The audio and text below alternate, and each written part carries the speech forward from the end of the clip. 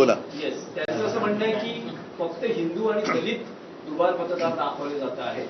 मुस्लिम मतदार जे दुबार आहेत, तिबार आहेत, त्याबद्दल ठाकरे बंधू का बोलत नाही? आणि दुसरं त्यांचं असं म्हणणं आहे की लोकसभा निवडणुकीच्या प्रक्रियेत सुद्धा तुम्ही याच मतांवर निवडून आलेला आहात, विधानसभेत सुद्धा त्याच मतांवर निवडून आलेला आहात आणि हा सगळा गोंधळ लोकसभेपासून झालेला आहे. मला आशिष शेलार, मी खरं त्यांच्यावरती कधी बोलत नाही, पण आज मी त्यांचं जाहीर अभिनंदन करतोय, कारण त्यांनी नकळत देवेंद्र फडणवीसांना पप्पू ठरवलेलं आहे. कारण जे हे मानतच नव्हते, त्याच्यामुळे महाराष्ट्राचा पप्पू म्हणून त्यांनी फडणवीसांना बोलण्याचं धाडस दाखवलंय. हा त्यांच्या अंतर्गत वादाचा परिणाम, हा परिपाक असेल. कारण आशिष शेलारनी पत्रकार परिषद घेतली, ती सुद्धा अशा मुहूर्तावरती घेतली की काल कदाचित रात्री उशिरा किंवा आज सकाळी आपल्या राज्याचे मुख्यमंत्री बिहारमध्ये घसा कोरडा करून येणार होते. ते घसा कोरडा करून आल्यानंतर आता त्यांनी हे अमृत पाजलं की काय आरोपाचं किंवा माहितीचं, हे काय कळत नाही. पण याचा अर्थ सरळ आहे की आशिष शेलारनी सुद्धा हे सिद्ध केलेलं आहे की मतदार यादीमध्ये गोंधळ आहे.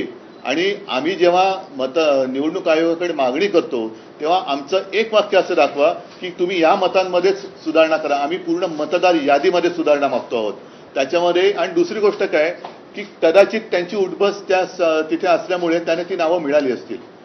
आमची उठबस तिकडे कमी आहे म्हणून आम्हाला ही नावं मिळाली असतील.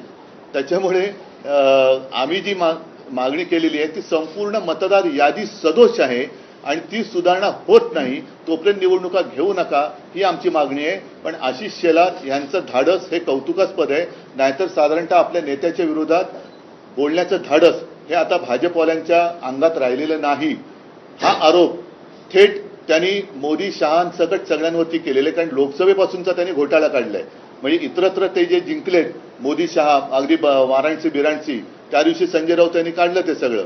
तर म्हणजेच काय की सगळा घोटाळा त्यांनी केलेला आहे.